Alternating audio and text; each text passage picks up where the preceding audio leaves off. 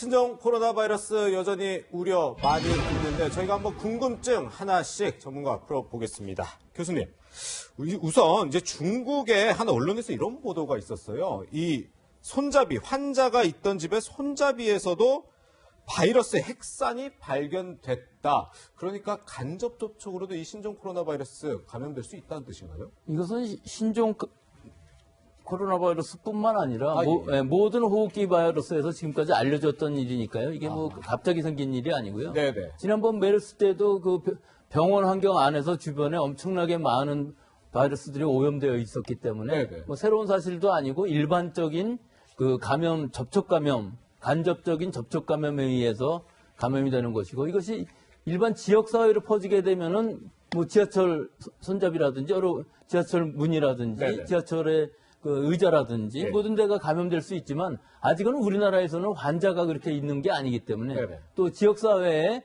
환자가 발생했다는 증거도 전혀 없기 때문에 지금은 그걸 걱정할 필요는 없는 상황입니다. 예. 네, 그렇다고 하더라도 이 간접 접촉이라고 한다면 그러니까 확진자랑 만나지 않더라도 전염이 가능한 거잖아요. 어떤 주의가 혹시 더 필요할까요?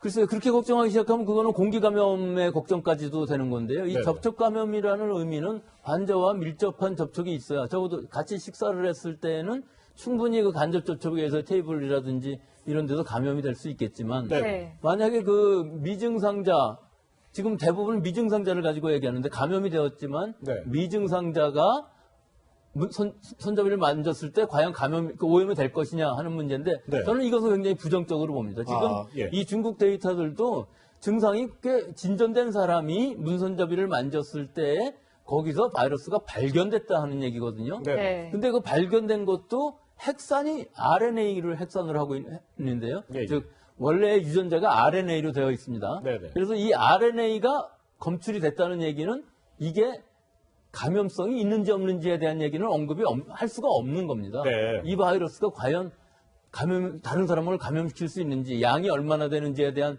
결과는 없기 때문에 제가 보기에는 미증상자인 거나 혹은 잠복기 감염자 우리가 모르는 사이에 덮칠 수 있는 사람들이 있지 않습니까? 네네. 다만 증상이 나타난 사람이 거기를 지나가고 만졌다고 그래서 그 부분이 오염되지는 않고 네네. 또 시간이 지나면 바로 사멸되기 때문에 네. 뭐 일반적으로는 하루 이틀 정도 가지만 수시간이면은 다 사멸돼서 네네. 또 내 손에 오염이 된 이후에도 몇 시간이나 있다가 과연 내 몸 안에 들어올 것이냐 또 그 양적인 문제 또 내 몸의 건강 상태, 영양 상태 이런 것들이 다 관여를 하기 때문에 네네. 이런 케이스로 지금 감염될 우려는 없다고 봅니다. 네.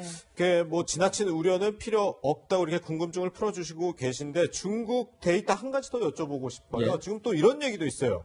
신종 코로나 바이러스가 이 비말 외에도 대변이나 구강 경로로도 전파될 가능성이 있다. 이건 좀 어떻게 보시나요? 이론적으로는 있습니다. 이론적으로? 예, 왜 그러냐면 지금 이 신종 코로나 바이러스는 호흡기 바이러스입니다. 그렇죠, 예. 그래서 상당히 어느 정도 숫자가 되는 바이러스가 우리 호흡기 점막에 감염이 돼야 감염이 성립되는 것이죠. 네네. 하지만 우리 입 안에도 점막세포들이 호흡기 세포랑 다 연결되어 있기 때문에 입으로도 감염은 될 수 있습니다. 하지만 그 오염된 대소변이라는 의미는 그 대소변에 의해서 방출된 네. 그 여러 가지 오염 물질들이 물이라든지 혹은 우리 식품에 오염이 돼서 우리 몸에 섭취가 돼야 될 텐데 이렇게 됐을 때 호흡기에서 나온 바이러스 또는 대변이나 소변에 있는 아주 미량의 바이러스가 식품에 오염돼서 또 수시간 지난 후에 우리가 경구로 섭취를 했을 때 오염이 성립할 수 있느냐 이건 아니라고 볼 수 있는 이유가 네.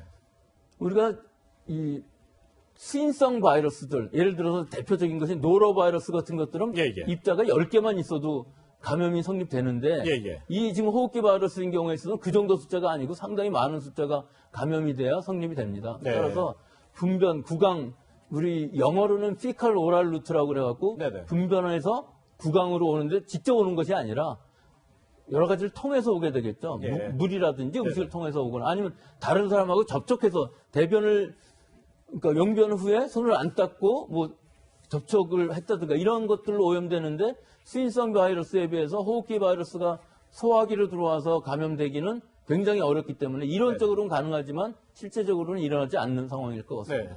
일단 지금 속보 들어와서 잠시 전해드려야 될 것 같은데요. 지금 신종 코로나 바이러스 16번째 확진자가 발생했다고 합니다. 아직까지 감염 원인이라든지 이동 경로는 드러나지 않고 지금 역학조사 진행 중이라고 합니다. 16번째 확진자 또 발생했다는 소식 속보로 전해드립니다. 네, 교수님, 16번째 이제 확진자가 발생했다고 하는데 사실 어제까지는 확진자가 없었거든요. 앞으로 이제 지역사회에 더 전파될 우려가 더 커진 것 같습니다.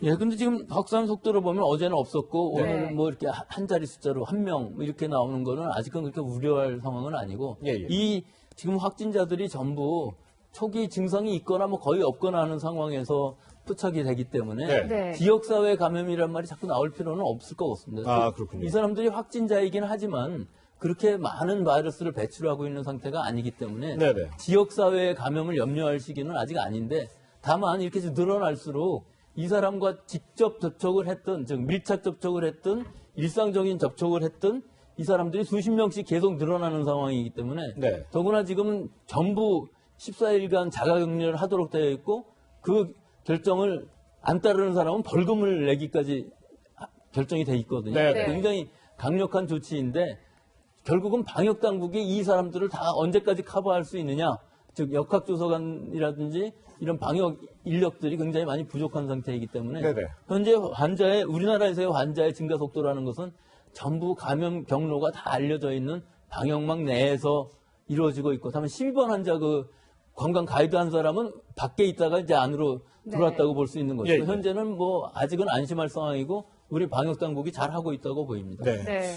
지금 또 들어오는 소식에 따르면 2번 환자 같은 경우는 어느 정도 완치가 돼서 이제 이번 주 중에 퇴원이 가능할 것이라는 지금 발표가 있었고, 또 오늘 그 싱하이밍 주한 중국 대사 발표 내용 보면 중국에서도 2월에 들어서는 완치 환자 수가 사망 환자 수보다 뭐 늘었다 이렇게 발표를 했더라고요. 이게 어느 정도 지금 그러면 잡히고 있다 이렇게도 좀 볼 수 있는 건가요? 중국의 경우는 뭐 잡히고 있다고 보기는 굉장히 어렵습니다. 아, 이게 그렇군요. 어디서나 어느 나라, 태국에서도 완치 환자가 생겼고 네네. 이 바이러스가 감염된다고 모든 사람들이 다 중증으로 가는 것도 아니고 아, 예, 예. 또 치료가 되면은 완치가 되고 나면은 면역력이 생기는 거거든요. 네. 그럼 그 완치라는 개념을 어떻게 볼 것이냐 하면 증상이 완전히 다 없어지면 우리 일반적으로 나았다고 그러죠. 그렇죠. 우리 독감이 걸렸을 때에도 완전히 열도 다 떨어지고 기침도 안 하고 또 몸에 근육통도 다 없어지고 네네. 하면 난 거잖아요. 예. 근데 이 경우는 지금 전염성이 강한 신종 바이러스이기 때문에 그 바이러스가 몸 안에 얼마나 남아있는지를 진단을 해봐야 되겠죠. 지금 예, 예. 진단할 수 있는 방법은 리얼타임 RT-PCR이라고 그래갖고 굉장히 좋은 방법으로 빠른 시간 안에 할 수 있습니다. 네. 그러면은 증상은 다 없어졌다 할지라도 바이러스가 남아있으면은 다른 사람한테 옮겨줄 우려가 있기 때문에 네. 일단 이 PCR 검사를 해보면은 음성이 나오고 네. 또 하루 있다가 더 해봐서 그때도 없으면은 없다고 판정을 할 수는 있겠죠. 네. 근데 이 전에 메르스 때의 그 판단 기준이고 예, 예. 지금 이 신종 코로나 코로나 바이러스에 예. 대해서는 이 판정 기준이 아직까지 확립되어 있지 않기 때문에 이것을 네. 이제 당국자들이 잘 의논을 해서 어디까지를 완치 조건으로 볼 것이냐, 그리고 또한 재감염이 없을 것이냐, 그런 얘기도 나왔었거든요. 예, 예. 퇴원을 했는데 재감염의 위험이 있냐 없냐 하는 건 좀 더 추적을 해보고 네네. 과연 없나 하는 걸 확인을 해야 되는데, 일반적으로는 한번 이 같은 바이러스에 재감염되는 경우는 그 바이러스가 노로바이러스처럼 새로운 변이를 일으켜서 조금 다른 바이러스가 감염되지 않는 한 같은 바이러스에 대해서는 면역력이 있다고 보는 것이 정당하겠죠. 그렇군요. 네, 교수님, 그런데 이 입원 확진자, 그 에이즈 치료제로 쓰이는 항바이러스제로 치료를 했다고 들었거든요. 이게 어느 정도 효과가 있는 건가요? 그거는 이제 아무도 모르죠. 네. 에이즈 바이러스 치료제라는 것이 직접 들었다고 볼 수는 없고, 바이러스를 어느 정도 억제하는 효과를 가지고 이제 시간을 끌어주면은 환자의 그 면역력이, 그 항체들이 작동을 하고 여러 가지 뭐 이뮨 시스템이라고 그러는데 우리 면역력들이 그 바이러스만을 제거시키는 과정을 거치니까 가능한 한 환자가 위중해지지 않게끔 여러 가지 방법을 쓰는 것이죠. 그럼 대증치료라고 환자마다 그래서 효과가 다를 수 있는. 그건 전혀 다를 수도 있고, 뭐, 네. 이 항바이러스제의 효과라는 것은 그다지 기대하지는 않는 것이 좋고, 또 너무 오래 쓰지 않는 것이 좋기 때문에, 결국은 여러 가지 대증치료들, 직접적인 치료가 아니라, 네. 혹시 모르는 그 면역력 약화에 따라서 2차적으로 감염되는 것들을 예방적으로 막아준다든지, 또는 산소 호흡이 잘 안 되는 경우 산소를 보충해 준다든지, 네네. 또 여러 가지 설사를 하면은 뭐 물을 보충해 주고, 그런 증상에 대한 치료, 열이 많이 나면은 열을 떨어뜨려 준다든지 하는 이런 대중적인 치료들에 의해서 환자가 자신의 힘에 의해서 극복하게 되는 과정을 거치는 것이죠. 네. 네. 앞서 저희가 말씀드렸다시피 오늘부터 2주 동안 후베이성에서 방문하는 이력이 있는 외국인의 입국은 금지가 됩니다. 그런데 의사협회에서는 이걸 좀 더 확대할 필요가 있다 이렇게 주장하고 있습니다. 한번 들어보시죠. 후베이성으로 국한된 위험지역을 중국 전역으로 확대할 것을 권고합니다. 후베이성은 중국 당국이 해당 지역을 봉쇄한 상태이기에 근본 입국 제한의 실효성이 없습니다. 정부는 그런 기존의 위험지역을 중국 전역으로 확대하여 전방위적인 감염원 차단 조치에 나설 것을 강력히 촉구합니다. 교수님, 이렇게 지금 후베이성 외에도 중국 전역으로 좀 확대를 해야 우리나라 국내 감염, 전염을 좀 줄일 수 있다 이런 주장도 있는데 교수님 좀 어떻게 판단하시나요? 우선 효과면하고 부작용면을 말씀드리겠습니다. 아, 예. 지금 후베이성 이외의 지역에서 발생하는 이 감염증이 40% 정도에 달하기 때문에 네네. 물론 얼마든지 감염자가 입국할 가능성이 있습니다. 예, 예. 그런데 과연 지금 현재 것은 효과가 있느냐? 네. 후베이성만을 한정했을 때 후베이성에 스탬프를 찍는 게 아니거든요. 네네. 입국했을 때 후베이성은 지금 봉쇄된 상태이기 때문에 그렇죠.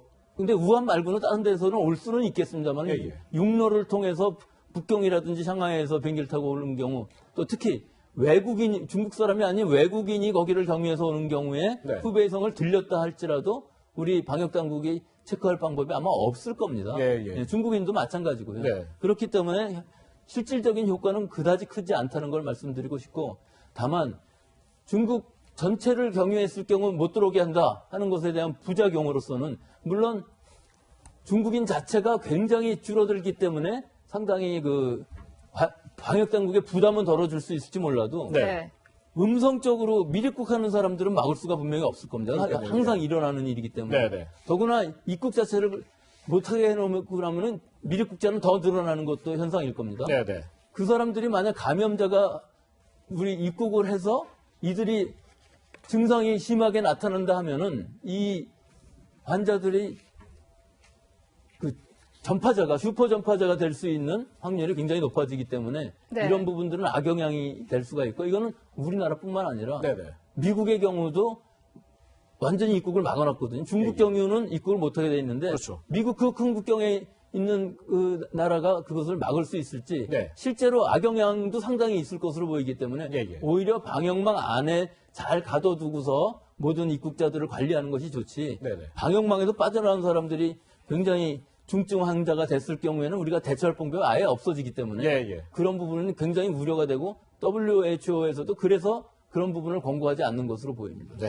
네, 16번째 확진자가 추가로 발생했는데요. 이 신종 코로나 바이러스 관련 국내 현황과 관련 궁금증 풀어봤습니다. 교수님과 여기서 인사드리겠습니다. 고맙습니다. 네, 감사합니다.